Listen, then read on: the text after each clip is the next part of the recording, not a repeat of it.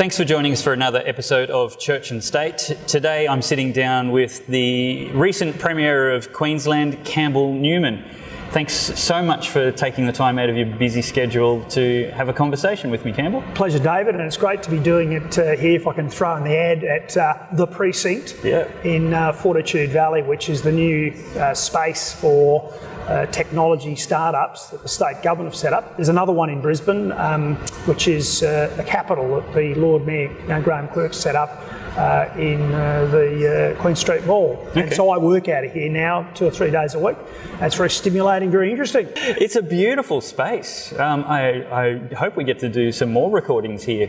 The background noise is a little bit high, but hopefully we'll get that out in post-production. Did you have much to do with this as Mayor or Premier? Interesting question. So my government was lobbied heavily by people in the technology startup space, and so Ian Walker, the former minister, did quite a sort of study and a report was produced, and that was handed down just prior to the 2015 election, basically December 2014. Okay. So we had this report. Election was called and we lost, so we never got to implement it, but credit to the current Labor government, the Palaszczuk government, they did take and say, hey, this is a great idea, and all credit to them, they've made it happen. So here we are. So for the record, credit and criticism will go where it's honestly due in the ensuing conversation. Now, I actually do want to highlight some criticisms, because before you contemplated being Premier, you had some significant concerns about the way the state was being run. Specifically to, and as history would show ironically, to do with flooding and the lack of preparation for flood mitigation. What kind of measures do you think the Beattie and subsequent Bligh governments should have done in the periods in the first decade of the millennium, 2000 to 2011? I'm not sure that I was critical about lack of preparedness for flooding, but you have to consider both these issues as a pair. There's the flooding issue for Brisbane, but also there's water supply. And where I was particularly critical of the then Labor government, and I'd be critical of the current Labor government as well, is we don't have a plan for water supply security in South East Queensland. So yes, we've got a fairly full dam. We've probably got 3, 4, 5 years worth of water, but there will come a time in the cycle of the weather in South East Queensland where once again we will be going through really critical water restrictions. Yep. And we might come close to running out as we did last time. It's predictable. I think, but back on the flooding thing, I mean, the thing that annoyed me in the lead up to the 2011 flood event was that, I actually stood up and said we could get another flood, and the Labor Party rained down all sorts of abuse on me. Yep. I was called a scaremonger, Chicken Little, by Councillor Shane Sutton. I don't know if she's ever been held to account for those words. And anyway, the rest is history. And Anna Bligh as well had a good old go. They wheeled out supposed experts who said, why the no dam, we can't flood again. That's nonsense. Sadly, Brisbane will flood again. Yep. It will flood again. Yep. And it could flood even to a greater height because there are rain events that will occur in that catchment that will be bigger than we've seen. So we should be looking at flood mitigation. One of the issues I've investigated long term, I'm looking into dredging, and I'm aware that dredging hasn't been done of the Brisbane River for a very long time, and as such, the floor of the Brisbane River is actually filling up with silt and sediment from upstream, which is just natural. And so there's actually no maintenance being done. Yeah, you're right. There is arguably a need for some dredging like that. Of course, environmentally it'll be controversial.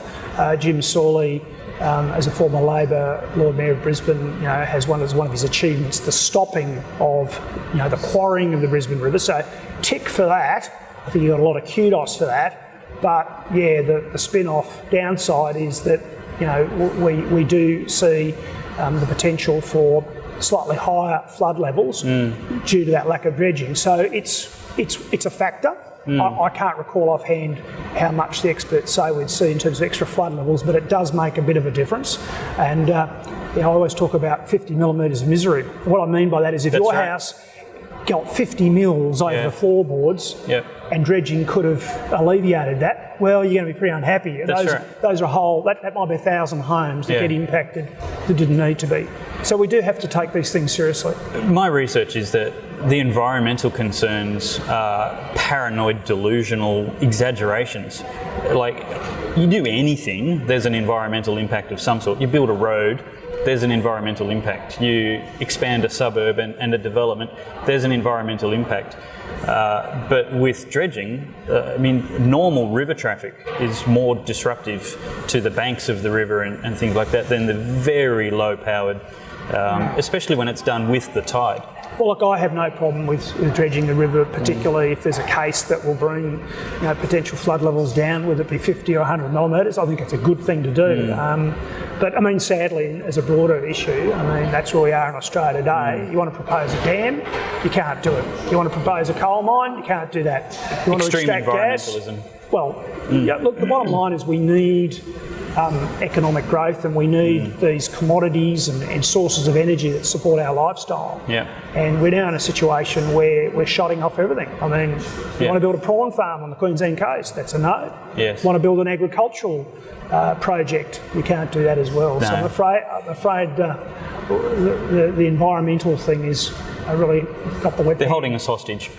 Well, absolutely, it is. And what disturbs me is that, time and time again, I've raised this with people on my side of politics at the federal level, and they don't seem to want to deal with it. It's all too hard for them. And yet, then they go and spruik that there could be this wonderful project for northern agriculture, or perhaps some resources project. What they don't seem to get is that none of this stuff is going to happen, or certainly it won't happen easily at all if they don't deal with the fundamental problem, which is the federal environmental legislation. Now, you were obviously very, very frustrated with more than one aspect of the Labor government, sufficiently so that it prompted you to take things into your own hands and seek the leadership of Queensland, which in retrospect and even in the moment was unprecedented, gutsy and successful. To actually lead the opposition from outside the parliament was, it had everybody going, can this actually be done? And then you just said, well, it is done. Tell me about those times and leading up to that successful election. Okay, well, I guess, and I've said it to him, I had a very fruitful and productive time as Lord Mayor when Peter Beattie was Premier. I now do a TV show with him, so we've always got on well.